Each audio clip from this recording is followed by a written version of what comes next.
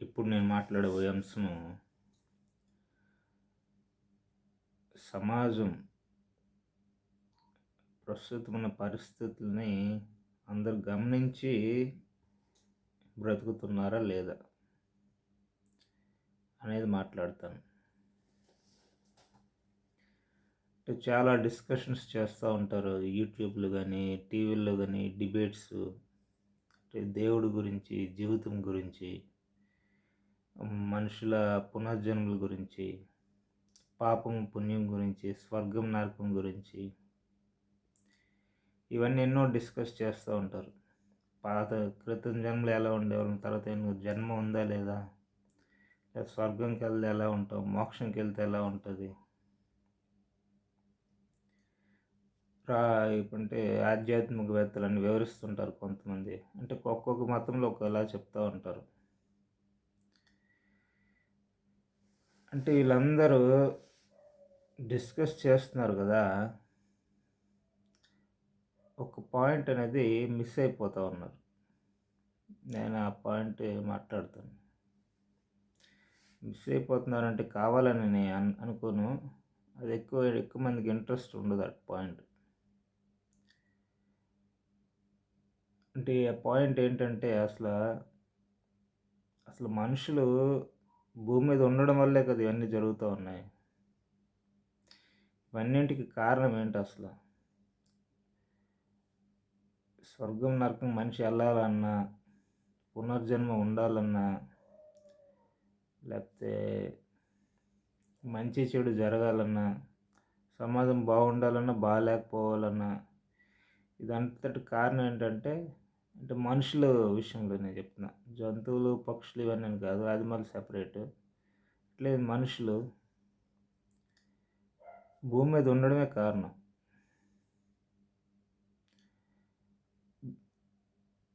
అంటే చాలామందికి ఏమవుతుందంటే, అది దేవుడి పని కదా, భూమి మీద మనుషులు అంటే దేవుడు సృష్టి చేశాడు కదా, అది మనం దాని గురించి వెళ్ళకూడదు అనుకుంటారు. అంటే భూమి మీద మనుషులు ఉండడం వల్ల ఇవన్నీ జరుగుతున్నాయి. మంచి జరగాలన్నా, చెడు జరగాలన్నా, ఏది జరగాలన్నా, మనుషులు ఒకవేళ స్వర్గంకి వెళ్ళాలన్నా, నరకంకి వెళ్ళాలన్నా, మోక్షం వెళ్ళాలన్నా, ఇవన్నీ ఎప్పుడు సాధ్యం అంటే భూమి మీద మనుషులు ఉంటేనే. అసలు మనుషులే లేకపోతే ఇవన్నీ డిస్కస్ చేసి కూడా పెద్ద ఏం లేదు, చేయాల్సింది కూడా లేదు, ఎవరు ఉండరు కూడా డిస్కస్ చేయడానికి. అంటే మంచి డిస్కషన్ ఉండదు, చెడు డిస్కషన్ ఉండదు, స్వర్గం గురించి ఉండదు, నరకం గురించి ఉండదు.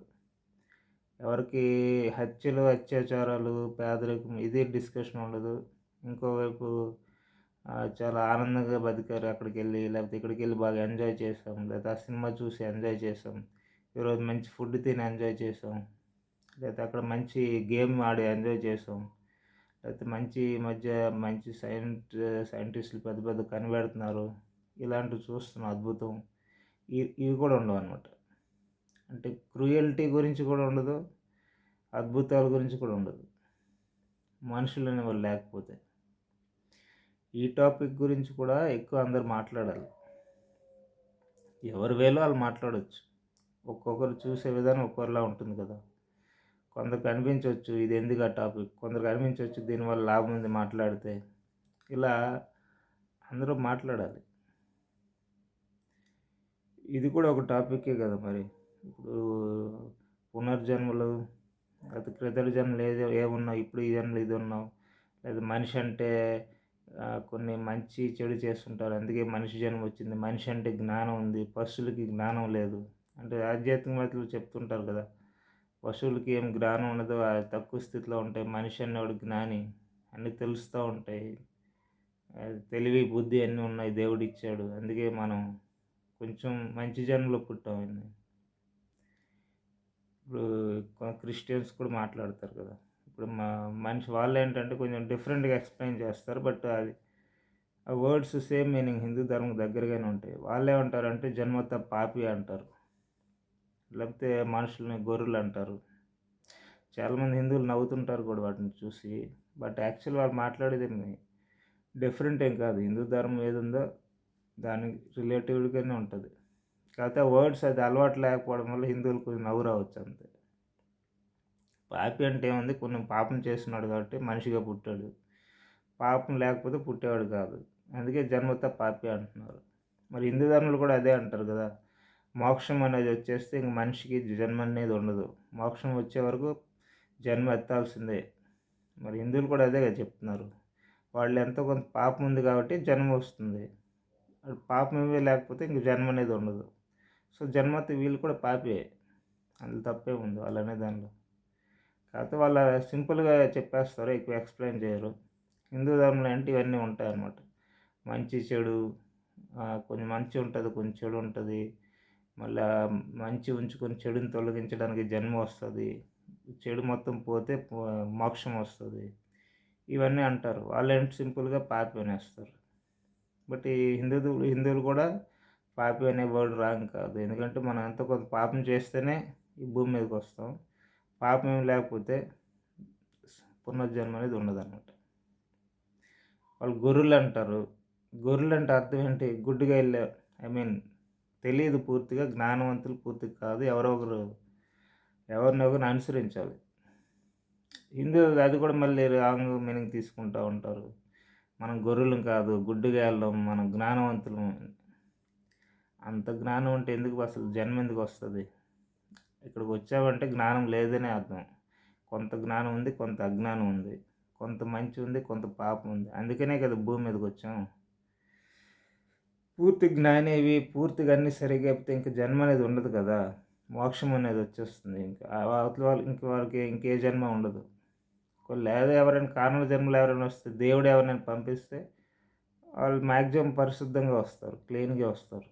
సో, వాళ్ళని మనుషుల స్థాయిలో చూడలేం. గొప్పవాళ్ళు అనుకుంటాం. ఆది శంకరాచార్యులు అలాంటి వాళ్ళు. సో, మామూలు మనుషులందరూ కూడా గొర్రెల్లాంటోళ్ళు, పాపుల్లాంటోళ్ళే. వాళ్ళన్నదేం తప్పేం లేదు. కాకపోతే వాళ్ళు ఏంటంటే ఎక్కువ ఎక్స్‌ప్లెయిన్ చేయరు. హిందూ ధర్మంలో అంటే కొంచెం ఎక్స్‌ప్లనేషన్ డిఫరెంట్‌గా ఉంటది. బట్ 2 మీనింగ్ అదే. ఏం తేడా ఏం లేదు.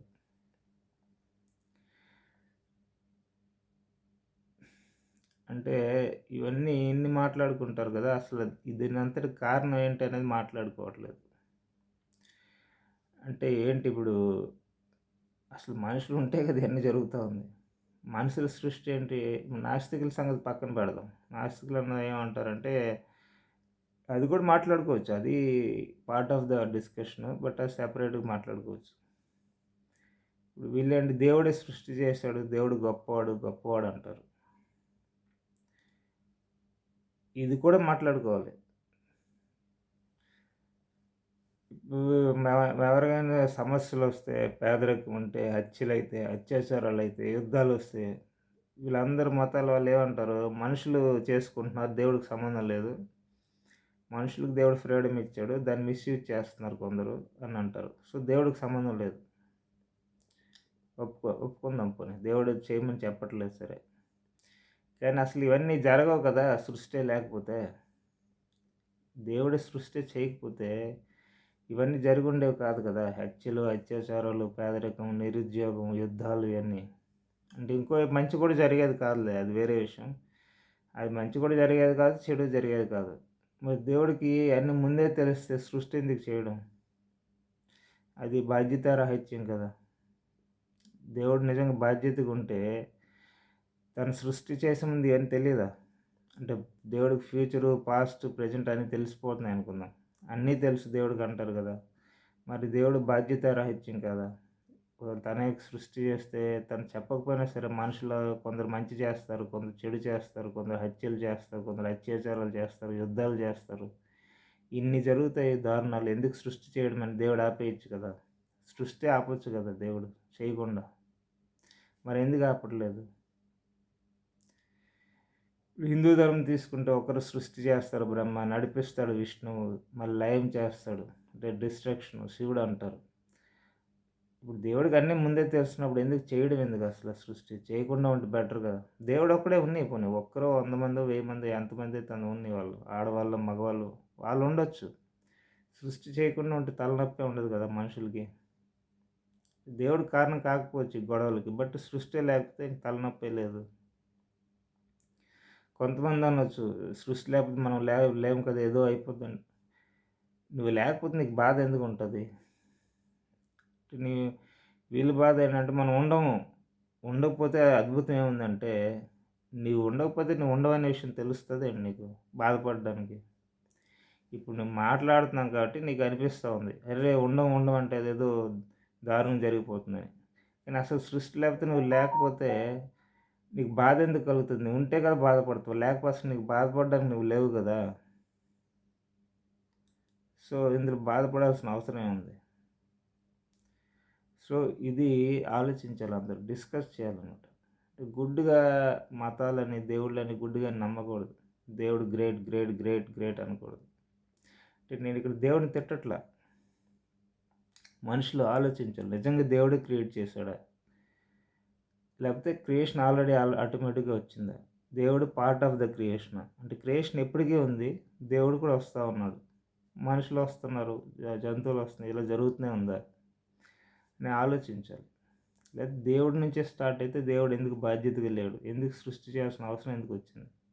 దేవుడు కోరికలను ఆపుకోలేకపోతున్నాడా సృష్టి చేయాలని? మరి దేవుడు కోరికలు ఆపలేకపోతే కంప్లీట్ పెర్ఫెక్ట్ అని ఎలా అంటారు? అంటే నేనేం దేవుడిని పెర్ఫెక్ట్ అని ఎక్స్‌పెక్ట్ చేయట్లా. దేవుడు నాకు కొంత ఇంపెర్ఫెక్ట్ అయిన ప్రాబ్లమ్ ఏం లేదు.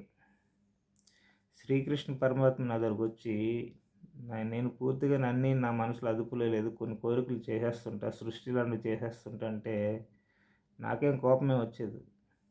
అంటే ఎంతో గొప్ప జ్ఞాని, పవర్‌ఫుల్ దేవుడు, మహా గొప్ప దేవుడు తనలో చిన్న చిన్న ఈ లోపాలున్నాయి. తను పాపం ఆపుకోలేకపోతున్నాడు కోరికలని, సృష్టి చేసేస్తున్నాడంటే నేను యాక్సెప్ట్ చేసేస్తా. ఇప్పుడు ఒక స్టూడెంట్‌కి 100కి 100 వస్తే మనం ఇంపార్టెన్స్ ఇస్తామా? 100కి 95 వస్తే ఇంపార్టెన్స్ ఇవ్వమా? 100కి ఒక 97 వస్తే ఇంపార్టెన్స్ ఇవ్వమా?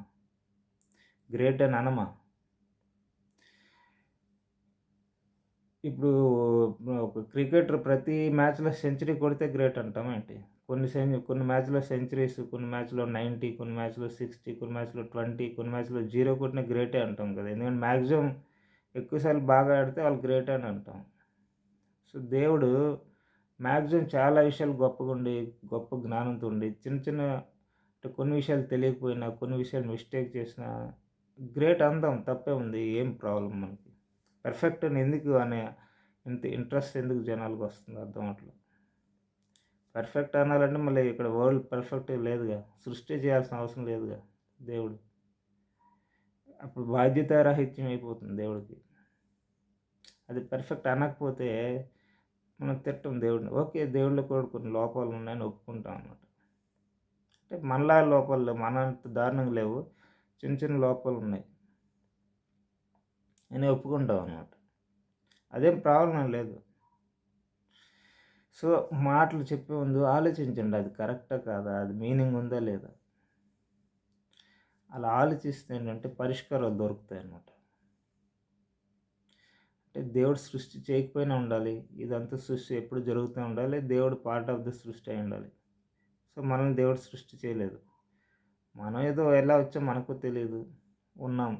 దేవుడు ఎలా వచ్చాడో అలాగా, మనం అలాగొచ్చాం, అలాగున్నాం అని అనుకోవచ్చు. అది ఒకటి.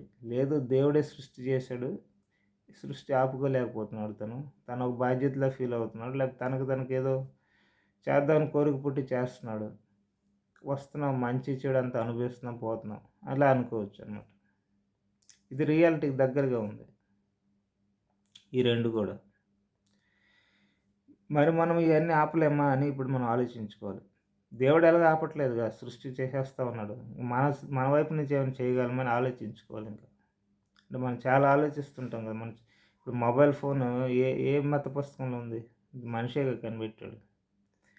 ఇప్పుడు మసాలా దోసలు తినాలని ఏ పుస్తకంలో ఉంది? మనిషేగా ఇయన్నీ చేస్తున్నాడు. అంటే ఫుడ్డు పదార్థాలు దేవుడు ఇచ్చుండొచ్చు. కానీ ఈ రకరకాల ఈ మొబైల్ ఫోను కనిపెట్టడానికి పదార్థాలు భూమిలో ఉండుండొచ్చు. అది దేవుడి వల్ల అయ్యుండొచ్చు. కానీ అది చేసేది మనిషేగా. అది మ్యానుఫ్యాక్చరింగ్ అంతా మనిషేగా. యూజ్ చేసుకునేది చేస్తున్నాడుగా. సో, దేవుడిచ్చిన జీవితం అవ్వచ్చు. కానీ దీన్ని ఎలా మలుచుకోవాలనేది మనిషే కదా ఆలోచించుకోవాలా.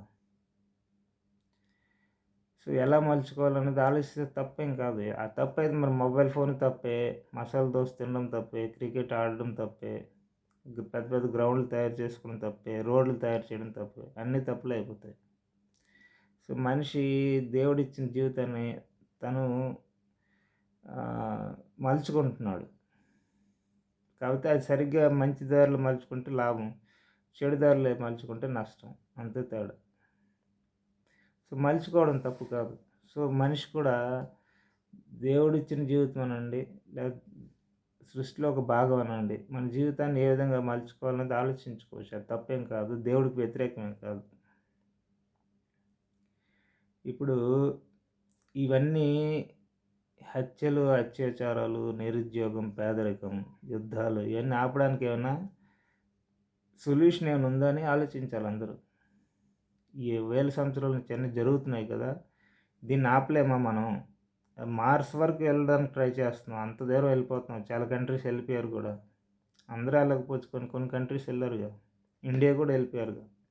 అంటే అంత మీద మీద మార్స్ చాలా కొన్ని కిలోమీటర్లు, వేల కిలోమీటర్లు అంత మీదున్న మార్స్ దగ్గరికెళ్ళి అక్కడ ఫోటోలు తీసేస్తున్నారు. అంటే అక్కడ వాతావరణం ఎలాగుందో ట్రై చేస్తున్నారు కదా! అంటే అయితే ఇంకా అంతరిక్షంలో ఏముందో తెలుసుకోవడానికి ట్రై చేస్తున్నారు. అంటే ఎంతెంతో దూరంలో ఉన్నదనుకుని ట్రై చేసి, మన భూమి మీద ఏం జరుగుతుంది దాని మీద దృష్టి పెట్టకపోతే ఎలా?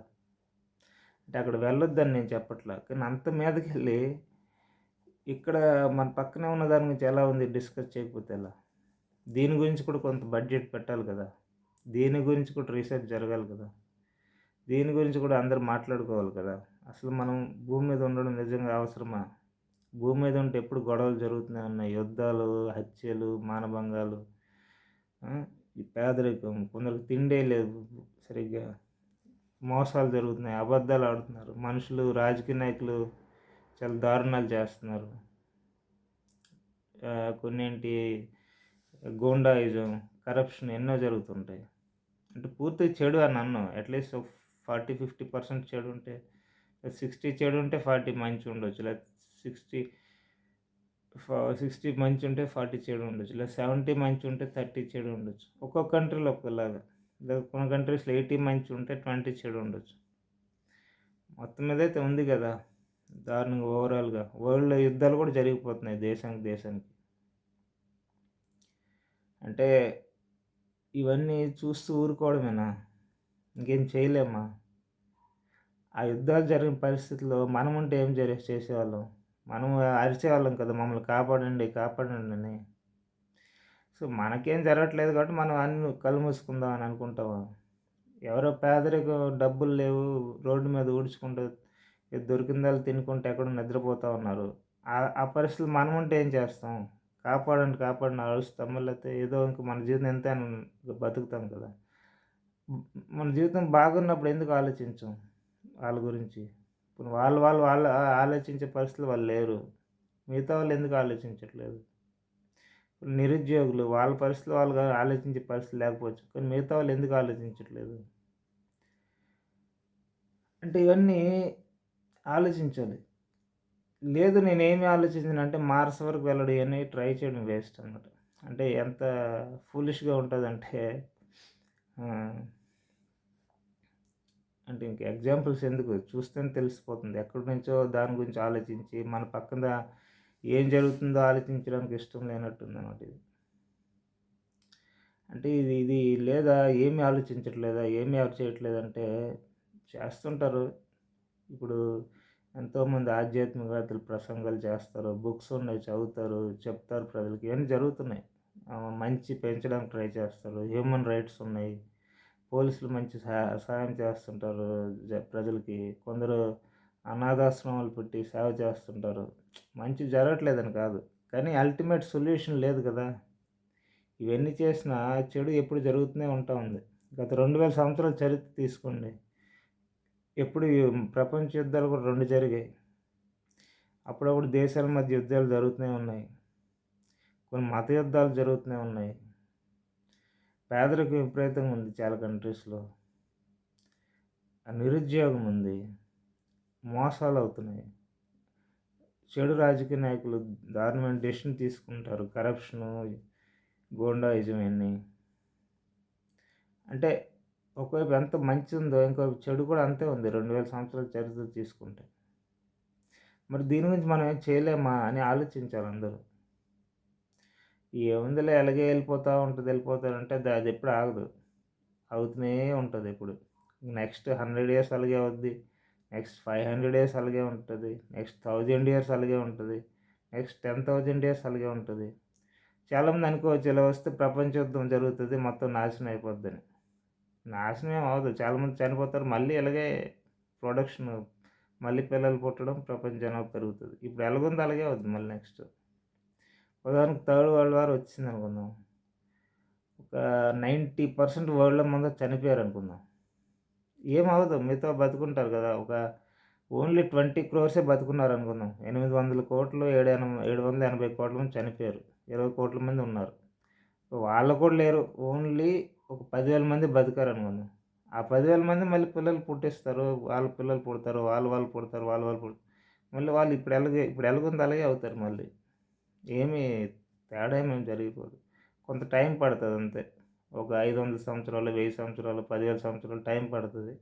మళ్ళీ జనాలు అలాగే ఉంటారు. మళ్ళీ తన్నుకుంటూనే ఉంటారు. అదెప్పుడు ఆగదు.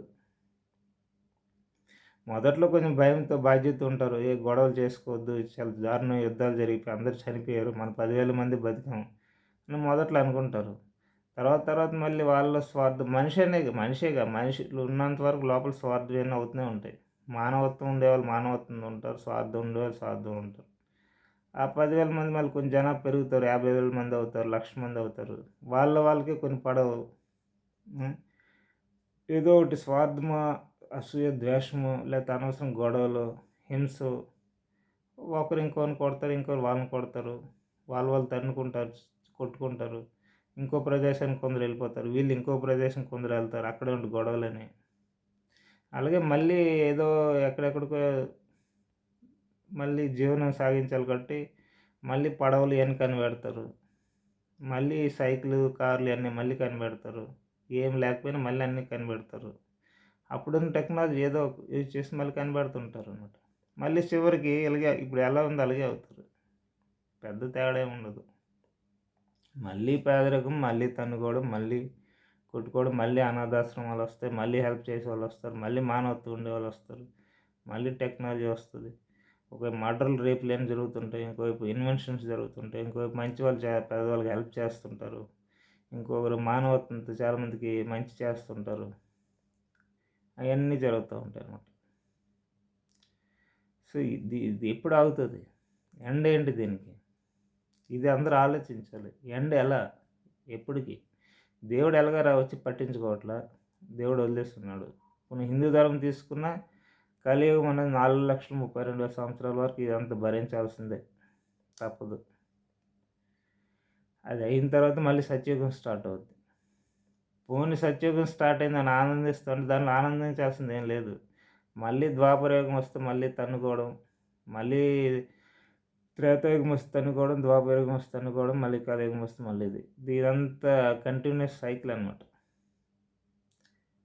హిందూ ధర్మం ప్రకారం ఇది ఎప్పుడు ఆగదు. ఇది కంటిన్యూయస్ సైకిల్ ఇది.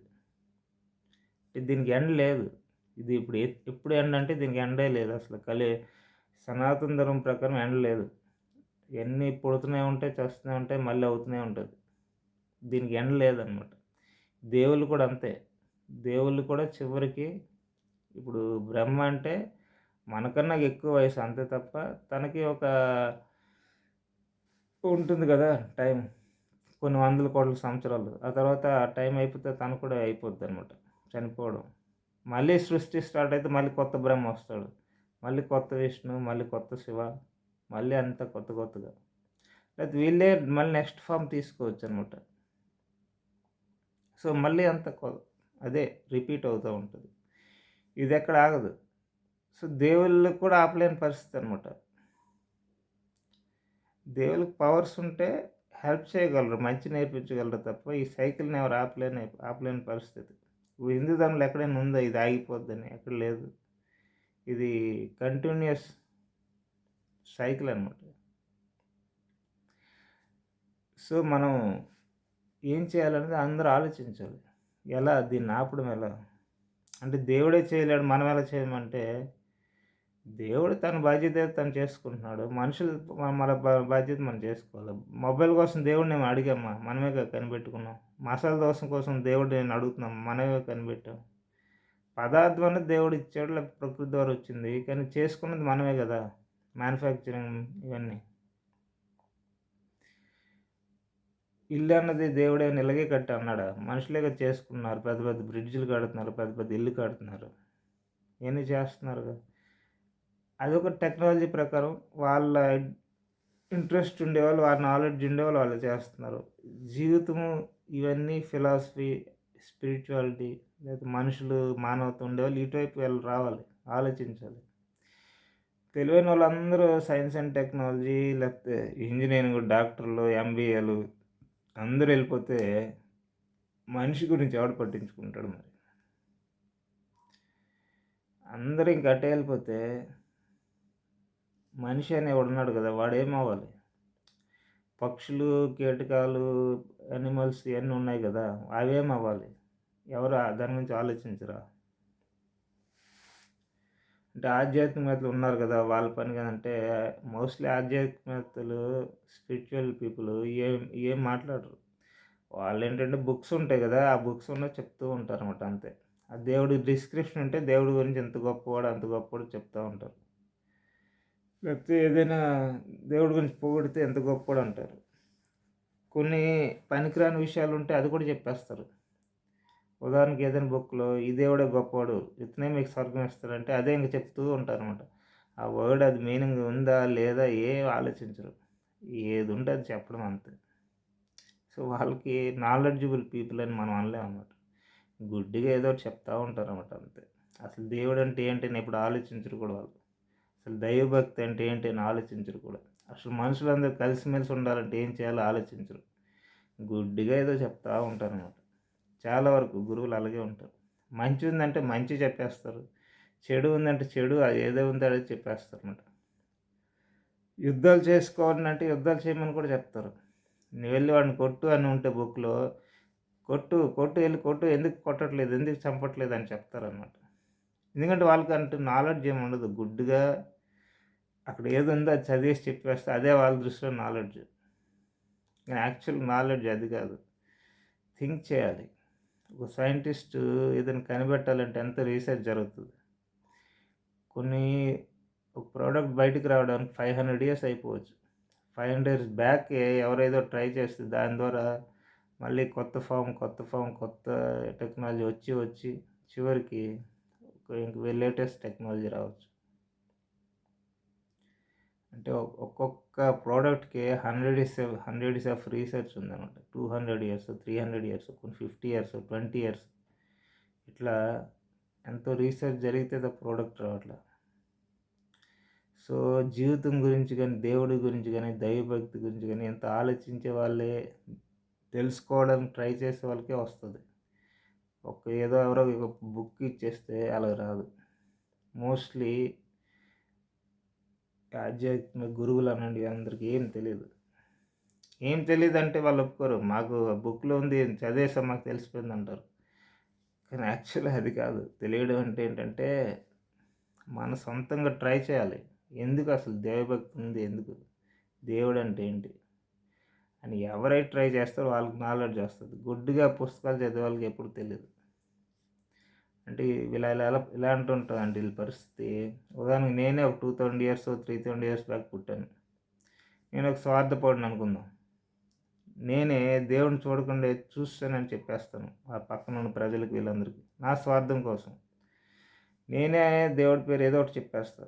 నేనే ఏదో ఒకటి దేవుడి మతం పేరు పెట్టమని చెప్పేస్తా. వేరే పుస్తకాలు ఏమైనా ఉంటాయి కదా! అవి చదివితే కొన్ని మనకు మంచిగా తెలిసిపోతాయి. పేదవాళ్ళకి సహాయం చేయండి, తల్లిదండ్రులు గౌరవించండి, ఆడవాళ్ళని గౌరవించండి. అప్పుడప్పుడు ఇతరులకు భోజనం ఇవ్వండి. నీ దగ్గర డబ్బులుంటే కొంచెం ఇవ్వు. దేవుడికి ఒక 10 సార్లు, 5 సార్లు, 20 సార్లు దండం పెట్టుకో. దేవుడు సంతోషిస్తాడు. ఇలాంటివే అనమాట. దేవుడిని ఎలా దండం పెట్టాలి? ఎలా పూజ చేయాలి? సంవత్సరంకి అలాంటప్పుడు ఎలా పూజ చేయాలి? సంవత్సరంకి 3, 4 సార్లు ఎలా చేసుకోవాలి? ఇట్లాంటివన్నీ కొన్ని చెప్పేస్తాం అనమాట.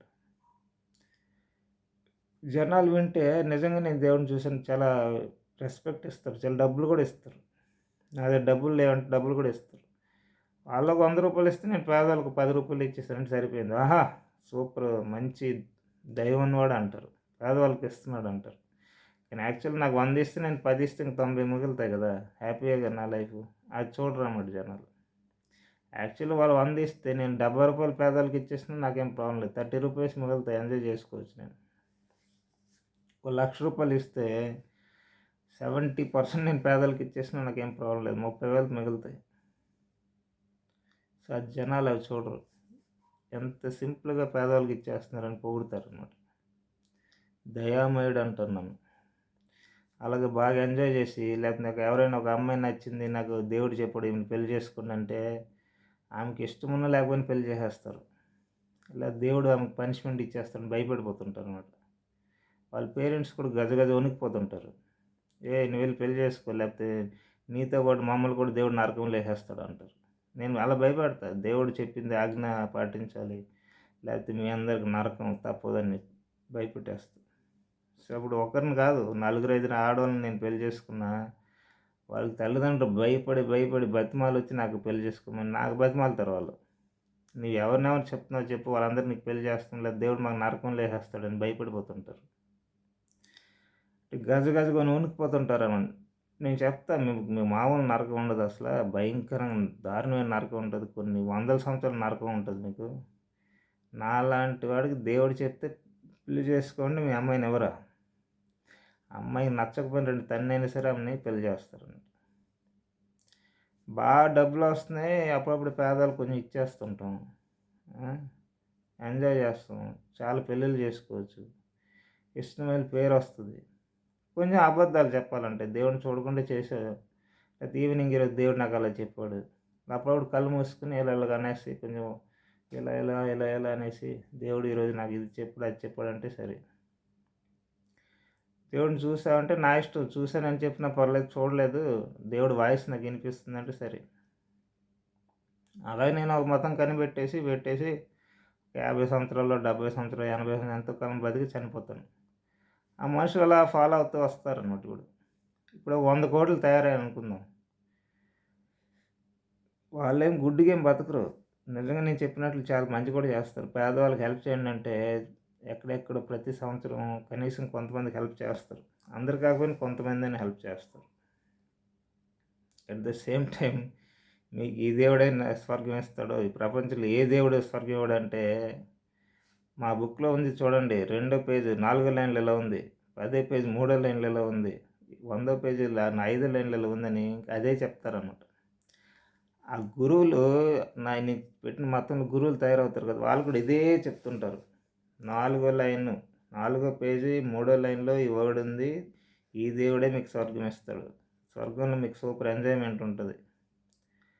నేనే ఒక fraud, 2000 years back to 3000 years back పుట్టి ఫ్రాడ్ మతం పెట్టి, ఫ్రాడ్ దేవుడిని పెట్టి, అంటే డూప్లికేట్ నాకు నచ్చిన పేరు పెట్టేస్తా అన్నమాట, మతం పెట్టేసా. వీళ్ళు చదివేమో, అది చదివి వీళ్ళకి మహాజ్ఞానం అనుకుంటున్నారంటే ఎంత కామెడీ చూడండి. వీళ్ళు చెప్పిన దేవుడు రోజు చెప్తాడు కదా, ఆ దేవుడే ఉండడు, నేనే డూప్లికేట్ దేవుడిని పెట్టుంటా. వీళ్ళు చెప్పిన మతం ఏ దేవుడు నాకు చెప్పి ఉండడు, నేనే డూప్లికేట్ మతం పెట్టుంటా. నా జస్ట్ ఫ్రాడ్ నేను. 300 ఇయర్స్ బ్యాక్ పుట్టి ఫ్రాడ్, ఒక మతం ఫ్రాడ్ దేవుడిని పెట్టేసి డూప్లికేట్ని నా ఎంజాయ్మెంట్ కోసం నేను కాసేపు స్వార్థం కోసం అలా చేసి చచ్చిపోయి ఉంటాను అనమాట. ఇప్పుడు ఈ మతం ఫాలో అయ్యేవారికి ఎవరికి తెలియదు అసలు దేవుడు లేడని, అంటే నేను చెప్పిన దేవుడు లేడని తెలియదు, ఏ దేవుడు నాకు చెప్పలేదు మతం పెట్టమని అది కూడా తెలియదు. ఈ గురువులు తెగ పుస్తకాలు చదివేస్తూ ఉంటారు కదా నా టీచింగ్స్ ఇచ్చినవి, వీళ్ళు కూడా తెగ దండం పెట్టేస్తూ ఉంటారు. చూడండి ఎంత గొప్ప సర్వీస్ చేస్తున్నారు పేదవాళ్ళకి అంటారు. యుద్ధాలు చేయాలి మీరు. మన దేవుడు చెప్పాడు, మన దేవుడు ఎవరిని ఒప్పుకోకపోతే వాళ్ళు కాలు చేతులు నరకండి, నరుకుతారు, నిజంగానే నరుకుతారు, చంపుతారు. అక్కడ నేను ఏం చెప్పాను అదే చెప్తారు. వాడి కుడికాలే నరకనట్టు కుడికాలే నరుకుతారు, ఎడమ కాలు నరకరు అనమాట. వాడి తలనే నరకనట్టు తలనే నరుకుతారు. నేనేది చెప్పుంటాను అదే చేస్తారు. వాళ్ళు ఆడవాళ్ళని అత్యాచారాలు చేయండి అంటే చేస్తారు. అంటే ఇంకేదంటే అది, వాళ్ళు డబ్బులను దోచుకున్నట్టు దోచుకుంటారు. ఈ దేవుడు మహాశక్తివంతుడు, మహా ప్రేమిస్తాడు, మహాదయముడు అంటే అదే చెప్తారు. ఇదేంటి ఇంత దయామయుడు అంటున్నావు, ఇంత శక్తివంతుడు, ఇంత ప్రేమ ఉందంటున్నావు, ఎందుకు మర్డర్‌లు చేస్తున్నారంటే, దేవుడు చెప్పిన దానికి ఏదో అర్థం ఉంటది. ఊరికనే చెప్పడు అంటారనమాట. ఎవరు? గురువులు. అంటే వాళ్ళ జ్ఞానం ఆ లెవెల్‌లో ఉంటది. లో లెవెల్‌లో ఉంటదనమాట. ఏది గుడ్డిగా చదివితే అదే కరెక్ట్ అంటారనమాట. తప్ప ఆలోచించరు. ఇలాంటి వాళ్ళని ఆధ్యాత్మిక గురువులు అంటారు. అంత కామెడీ చూడండి. అంటే వాళ్ళు ఫస్ట్ దేవుడిని నమ్మింది ఆ దేవుడు లేడు. డూప్లికేట్ నేనే పెట్టుంటా అన్నమాట. ప్లస్ వాళ్ళు చెడు చేస్తున్న విషయం కూడా వాళ్ళకి అది కూడా తెలీదు. వాళ్ళని ఇతరులను కొట్టడం, చంపడం అది చెడు అనే విషయం కూడా వాళ్ళకి తెలీదు. ఇది మన బుక్‌లో ఉంది కాబట్టి చేయాలంతే. ఎందుకు చేయాలంటే ఆన్సర్ ఉండదు. దేవుడు చెప్పాడు అంటే ఏదో మీనింగ్ ఉంటదంతే. వీళ్ళని కలియుగంలో గురువులు అంటున్నారంటే ఏ స్థాయిలో కలియుగం ఉంది చూసుకోండి. అంటే అన్ని మతాలు అన్నీ ఇలాగే చెప్తారు, అన్నీ అలాగే చేస్తారంటే నేను అన్నీ అనను. ఇలాంటివున్నా ఆశ్చర్యపోవాల్సిన అవసరం లేదనమాట. ఎందుకంటే మనుషులకి కలియుగంలో తెలివి, బుద్ధి అన్నీ తగ్గిపోతాయన్నమాట. వాళ్ళని తప్పట్టట్లేదు నేను యాక్చువల్‌గా. వాళ్ళని నేను తిడదామని నా ఉద్దేశ్యం కాదు. ఇవన్నీ న్యాచురల్‌గా తగ్గిపోతాయి మనుషులకి. ఎక్కువ చెడు వైపు వెళ్ళిపోతారనమాట. చెడు సాధారణంగా చేసేస్తూ ఉంటారు. మనుషులు కూడా దాన్ని ఎక్కువ ఆలోచించే శక్తి ఉండదనమాట. గుడ్డిగా వెళ్ళిపోతూ ఉంటారనమాట.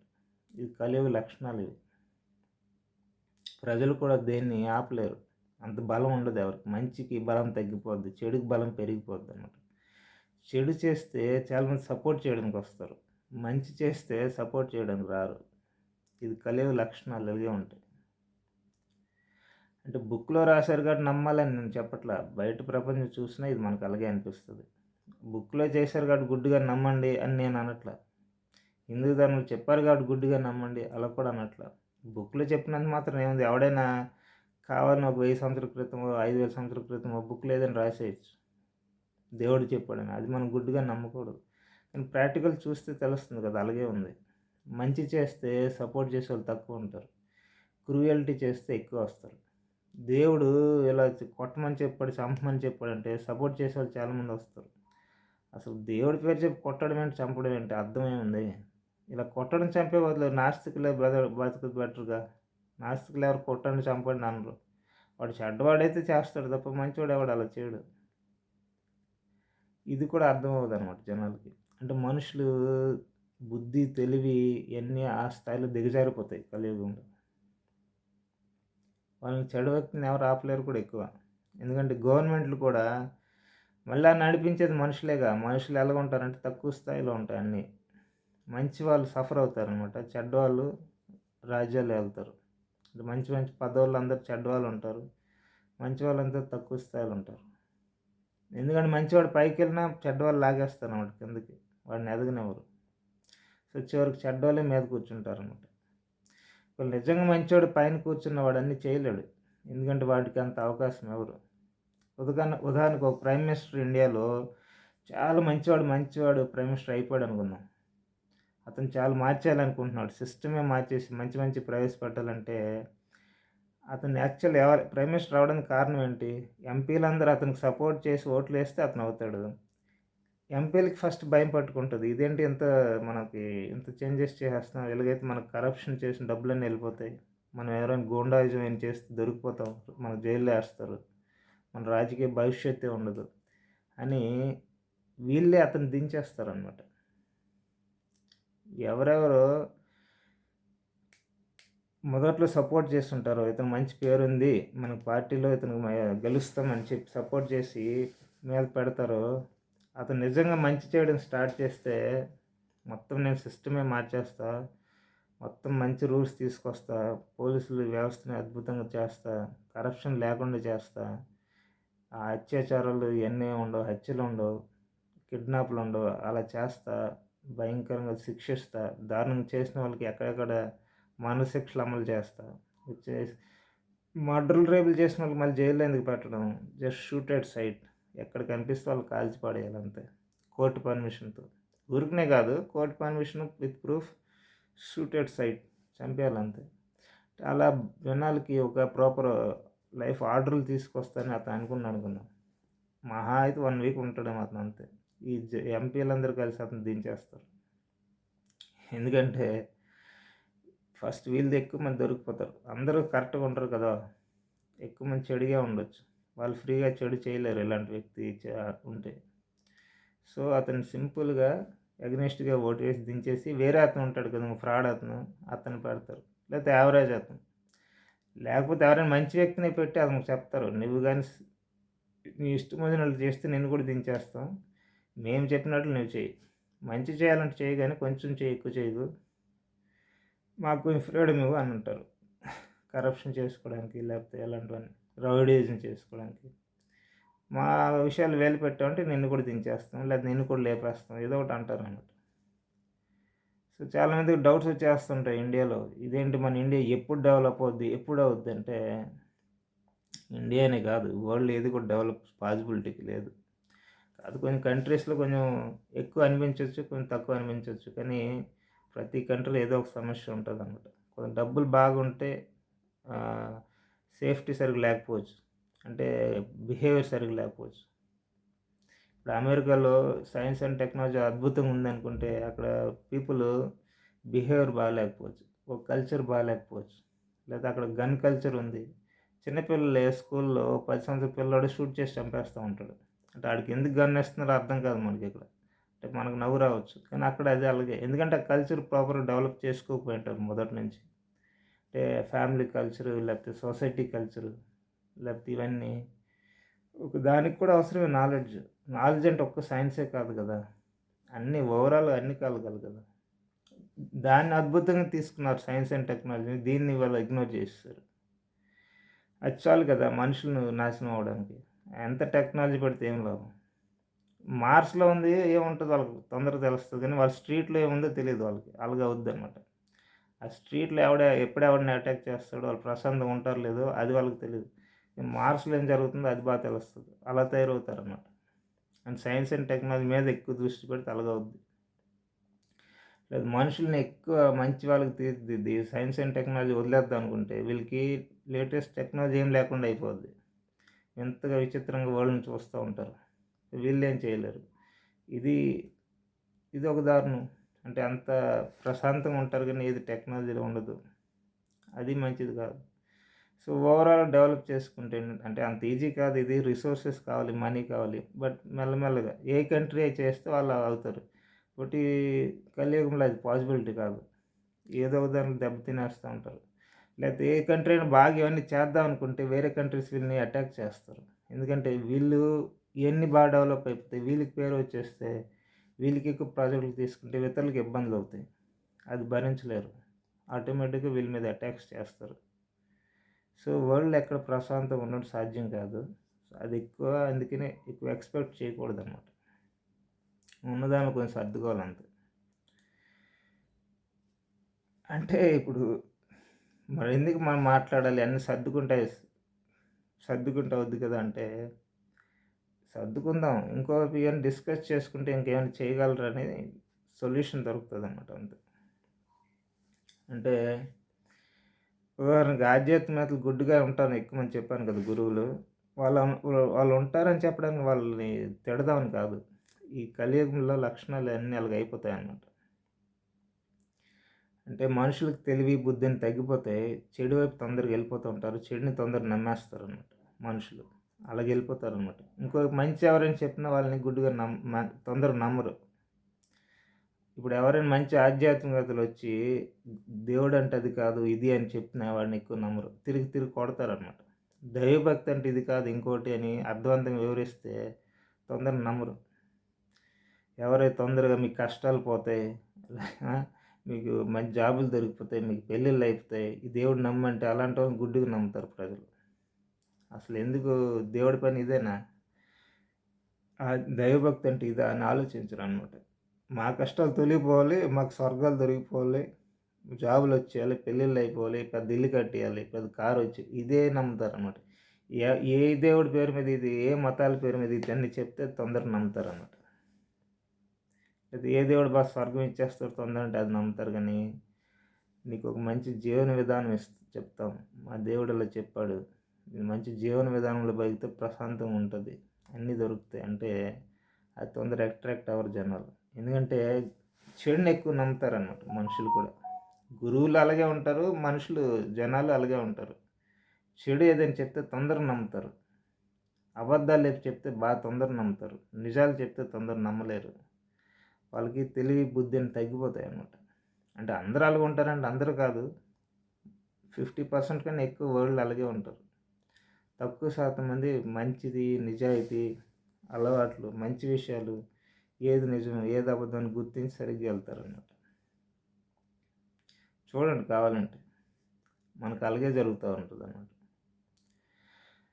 పోనీ గురువులు ఎందుకు అలాగున్నారు అంటే, వాళ్ళ స్వార్థం వాళ్ళది, వాళ్ళ మూర్ఖత్వం వాళ్ళది. వాళ్ళు వాళ్ళు ఏమైనా స్పెషల్ మనుషులా? ఇక్కడున్న వాళ్ళే కదా గురువులుగా తయారవుతారు. ఇక్కడున్న వాళ్ళే మతాధికారులు అవుతారు. మత పెద్దలు అవుతారు. వాళ్ళేమైనా సెపరేట్‌గా ఆకాశం మీద నుంచి వస్తారండి. ఇక్కడున్న మనుషులే. వాళ్ళలో కొంత మంచోళ్ళుంటారు. వాళ్ళలో కొంత మూర్ఖులుంటారు. వాళ్ళలో కొంత చెడ్డోళ్ళుంటారు. వాళ్ళలో కొంత అజ్ఞానులుంటారు. వాళ్ళలో కొంతమంది జ్ఞానులుంటారు.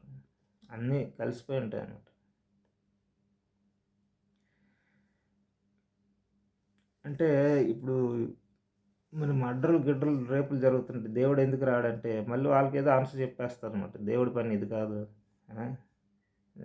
మనుషులకి ఇయన్నీ చేయమని చెప్పాడు దేవుడు. వాళ్ళు చేస్తే దేవుడెందుకు రావాలి? ఈ మనుషులు బాధ్యత తీసుకోవాలంటారు.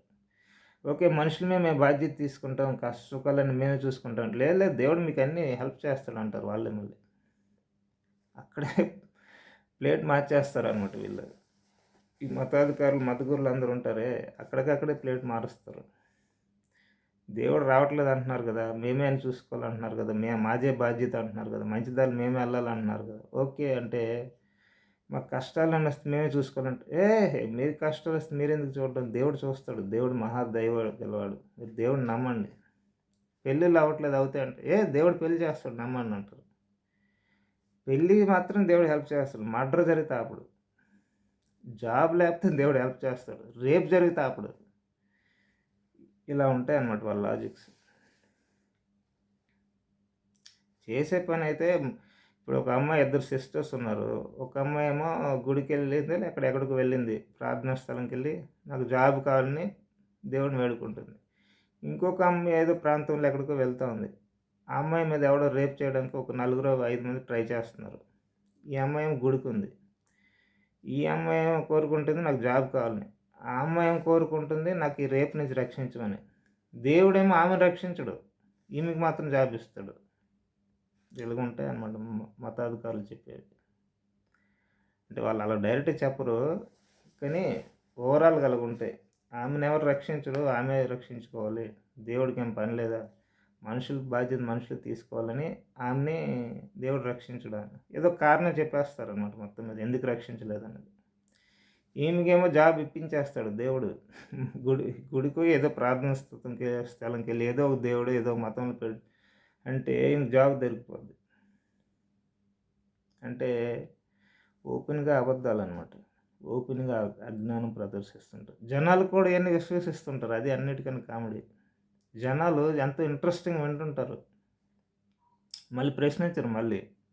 ఇదేంటండి జాబ్ ఇవ్వకపోయినా పర్లేదు గానీ రేపుని రక్షించాలి కదండీ! అది ఎక్కువ ఇంపార్టెంట్ కదా! అని అడగరనమాట. ఇప్పుడు ఈమెకి జాబ్ దొరకకపోయినా దారుణంగా ఏమైపోద్ది ఇంకో మ్యారేజ్ అయితే హస్బెండ్ జాబ్ చేసినా పర్లేదు. ఈమె జీవితమే నాశనం అయిపోద్ది. కానీ రేప్ నుంచి ఆమెను కాపాడకపోతే ఆమె జీవితం నాశనం అయిపోద్ది. కానీ వాళ్ళు మతాధికారులు, మత గురువులు మత ప్రచారాలు చేసావు దీనికి ఆన్సర్ చెప్పరు. కన్వీనియంట్‌గా ఎస్కేప్ అయిపోతుంటారనమాట. ప్రజలు కూడా గుడ్డిగా ఓకే, ఓకే అంటుంటారు. మరి ఇలాంటి లోకంలో ప్రపంచం నాశనం అవ్వకుండా ఎలా ఉంటది? ఒక బాధ్యత లేదు. ఒక చెప్పేదానికి విలువ లేదు. అబద్ధాలు, డ్రామాలు, అజ్ఞానం ఇవన్నీ ఓపెన్‌గానే జరుగుతున్నాయి.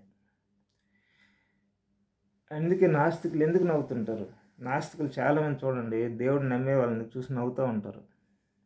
ఎందుకంటే ఇలాంటి దానికే దేవుడిని దండం పెట్టుకో నీకు ఉద్యోగం వస్తదంటారు. దేవుడిని పెట్టుకో నీకు పెళ్ళవుద్దంటారు. దేవుడు దయామయుడు మీకు అన్నీ ఇస్తాడు. ఎంత పేదరికమున్నా డబ్బులిస్తాడు, అన్నీ ఇస్తారు. రేప్ చేస్తే రక్షించడు. మర్డర్ జరిగితే రక్షించడు. ఎందుకంటే రక్షిస్తాడనేసరికి వాళ్ళ అబద్ధాలు బయట పెట్టిపోతాయి. ఎంతోమంది చనిపోతుంటారు. రేపులు అయిపోతున్నాయి కదా! దాన్ని రక్షిస్తాడంటే దొరికిపోతారు. ఎందుకు ఆపట్లేదని దొరికిపోతారు. సో, ఇవన్నీ రక్షిస్తాడని చెప్పలేరు. ఇవన్నీ అవుతాయని అంటారు. ఎందుకంటే దేవుడు చేసినా చేయకపోయినా ఎలాగో కొంతమంది జాబులొస్తాయి. సహజంగా వస్తాయి. దేవుడు చేసినా చేయకపోయినా పెళ్ళిళ్ళు అవుతాయి. సహజం అది. దేవుడే ఇయన్నీ చేస్తాడండి. మా నాస్తికులకి పెళ్ళిళ్ళు అవ్వకూడదా? దేవుడు పట్టించుకోకపోతే. దేవుడు అన్నీ పట్టించుకుంటే అందరికీ పెళ్ళిళ్ళు వెంటనే అయిపోవాలిగా. స్ట్రగుల్ ఎందుకింక? జాబులు అందరికి వచ్చేయాలిగా. పేదవాళ్ళకి అందరికి ఫుడ్ దొరికిపోవాలిగా.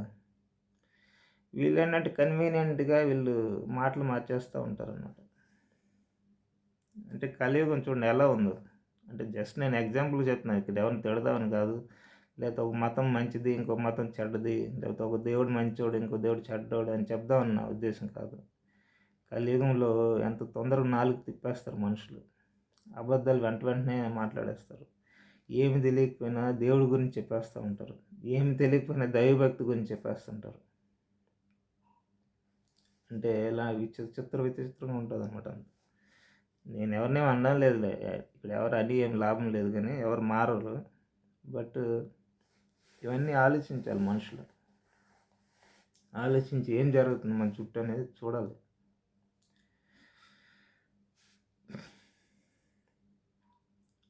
అంటే మళ్ళీ విచిత్రమైన నేను చెప్పనా, ఈ మత పుస్తకాలు చదివిన వాళ్ళకి చాలా జ్ఞానం ఉందనుకుంటారు.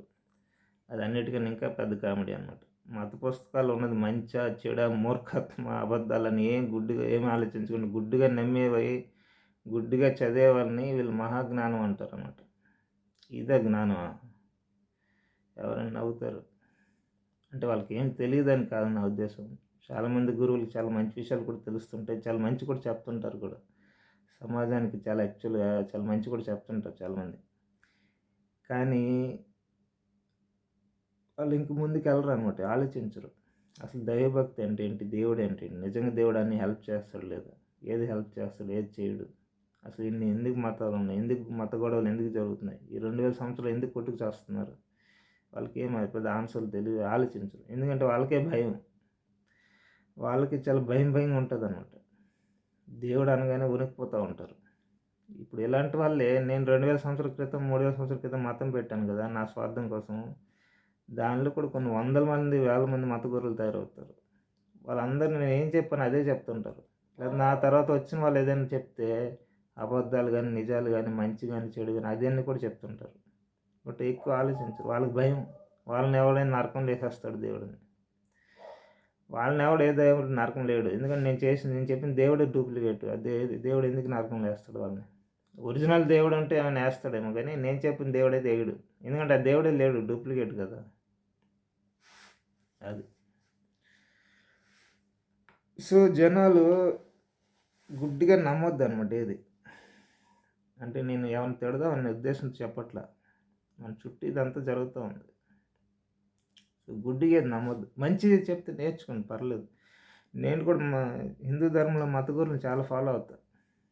అంటే గరికపాటి గారిని ఫాలో అయ్యేవాడిని. ఇంకా చాగంటి గారిని ఫాలో అయ్యేవాడిని. పరిపూర్ణానంద గారిని ఫాలో అయ్యేవాడిని.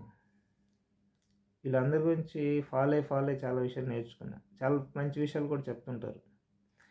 అంటే జనరల్‌గా నేను చెప్తున్నా అంతే. అంతే తప్ప ఎవరిని తిడదామనే ఉద్దేశం కాదు. అంటే మనకి పూర్తిగా ఏం తెలియని స్థితిలో స్టార్టింగ్‌లో గురువుల హెల్ప్ అవసరం అవుద్ది. ఈవెన్ తెలుసుకున్న తర్వాత కూడా గురువుల హెల్ప్ లేకుండా ముందుకెళ్ళలేం. ఎందుకంటే గురు పరంపరగా వస్తూ ఉంటుంది కదా! అన్ని మంచి విషయాలు నేర్చుకుంటారు, తెలుసుకుంటారు. కొన్ని మంచి విషయాలు చెప్పి మనకు ఉపయోగపడతాయి. అయితే వరల్డ్‌లో ఓవరాల్‌గా నేను చెప్తున్నాను అంతే. ఎలా ఉంటుందని ఈ మతాలు, దేవుడు ఇయన్నీ గురువులని ఎలా ఉంటుంది సిస్టమ్ అని జస్ట్ చెప్పాను. ఎవరిని తిడదామనే ఉద్దేశం కాదు. నేను చెప్పాను కదా! కలియుగంలో ఇలాగే ఉంటుంది. ప్రజలకి తొందరగా మంచి కన్నా చెడు వైపు వెళ్ళిపోతారు. నిజాల కన్నా అబద్ధాలు ఎక్కువ నమ్ముతారు. మూర్ఖత్వంతో ఉంటారు. కోపంగా ఉంటారు. అలా రకరకాలుగా ఉంటారన్నమాట. అందరని కాదు, ఎక్కువ శాతం. మళ్ళీ నా మతం, నా దేవుడు అని ఎక్కువ అటాచ్మెంట్ అయిపోతుంటారన్నమాట. దాని నుంచి ఇంకెప్పుడు బయటపడలేరు. అంత ఎక్కువ అటాచ్మెంట్ అయిన వాళ్ళు నిజమేంటి అబద్ధమని గ్రహించలేరు కూడా. ఎందుకంటే ఇప్పుడు ఉదాహరణకు ఒక ఎగ్జాంపుల్ చెప్తాను చూడండి.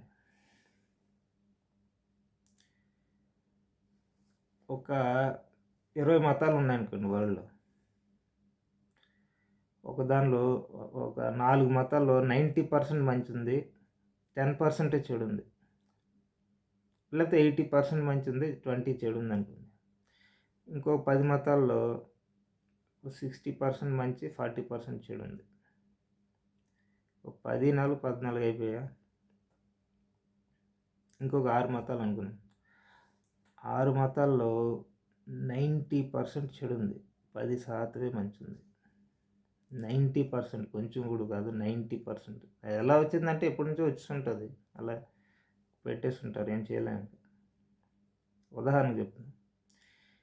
ఇప్పుడున్న మతాల్లో మాదే మంచిది, మాదే కరెక్ట్, దేవుడు ఏది చెప్తే అదే కరెక్ట్ అని ఈ 10 యావరేజ్ మతాలు గాని, ఇంకో 4 మంచి ఉంది కదా! ఎక్కువ మంచి ఉంది. 80% మంచి, 20% పనికిరానివున్నాయి. వాళ్ళు మాది ఏది చెప్తే అదే మంచి, ఏది చెప్తే అదే మంచిదని గుడ్డిగా అలాగే మూర్ఖంగా ఉన్నారు.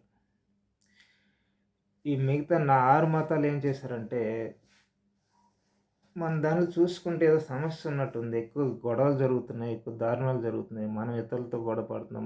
మనమే గొడవ పడుతున్నాం. ప్రశాంతంగా లేదు. ఏదో సంథింగ్ రాంగ్ ఉంది మన దానిలో అని సరిదిద్దాలనుకున్నారు. ఏమనుకున్నారు? సరిదిద్దాలి. చూద్దాం. దేవుడి పేరు చెప్పినంత మాత్రం దేవుడు ఇచ్చినట్లు ఎందుకు అనుకోవాలి? గతంలో ఎవరైనా రాసిసుండొచ్చు కూడా. దేవుడిచ్చిన మంచి తీస్తుండొచ్చు. మనుషులే కొత్తవి రాసిసుండొచ్చు. ఎవరికి మనకు తెలుస్తది? ఇది గత 3000 సంవత్సరాల క్రితం నుంచి వస్తుంది. ఎవరైనా గతంలో స్వార్థపరులు దేవుడిచ్చిన మంచి వాక్యాలు తీసేసి వాళ్ళ స్వార్థం కోసం చెడు కూడా చేర్చేయొచ్చు దేవుడి పేరు మీద. ఎవరికి తెలుస్తది? లేతే ఈ మతం దేవుడు ఇవ్వకుండా ఎవరో డూప్లికేట్ మనిషి గతంలో స్వార్థం తన కోసం పెట్టేసుండొచ్చు అని వీళ్ళకి డౌట్స్ వస్తాయి. లేతే ఇంత ఎక్కువ చెడు ఎందుకుందని. వాళ్ళేం చేస్తారంటే వాళ్ళ దగ్గర మత పుస్తకంలో ఒక 500 పేజీలు ఉందనుకో, కేవలం మంచి ఉంచి చెత్తను తీసేద్దాం అనుకుని చూడడం స్టార్ట్ చేశారంట. అంటే మనిషికి, సమాజానికి మంచే జరుగుతది. అనవసరంగా గొడవలే ఉండవు. అనవసరంగా ఇతరులతో గొడవలు, ఇతర మతాలు గొడవలు ఉండవు గానీ, ఇతరులకి అవమానించడం గానీ ఇలాంటివేం లేవు. ఇతర దేవుళ్ళని అవమానించడం ఇలాంటివి లేవు. ఎలాంటి వాక్యాలు మన జీవితానికి సరిగ్గా ఎళ్ళేవైన వాక్యాలు ఉన్నాయని వెతుకుతారనమాట. కేవలం వాళ్ళకి 2 పేజీలే కనిపిస్తాయి మంచివి. మిగతా 498 పేజీలు చెత్తే ఉంటదనుకుందాం. చెత్త అంటే అంతా చెడని కాదు. అక్కడక్కడ మంచి, అక్కడక్కడ చెత్త అన్నీ కలిసిపోయి ఉంటాయి. వాళ్ళేం చేస్తారంటే వాళ్ళ మత పుస్తకంలో 500 పేజీల్లో 498 పేజీలు తీసేసి తగలబెట్టేస్తారు. ఇదంతా వేస్ట్, దీన్ని ఫాలో అవ్వద్దని కేవలం 2 పేజీలు ఉంచుకుంటారు 6 మతాల వాళ్ళు. మీకు ఇప్పుడు ఒక విషయం అద్భుతం ఏంటి చెప్పనా? మిగతా వాళ్ళు వీళ్ళకన్నా చాలా మంచియే కదా! వాళ్ళు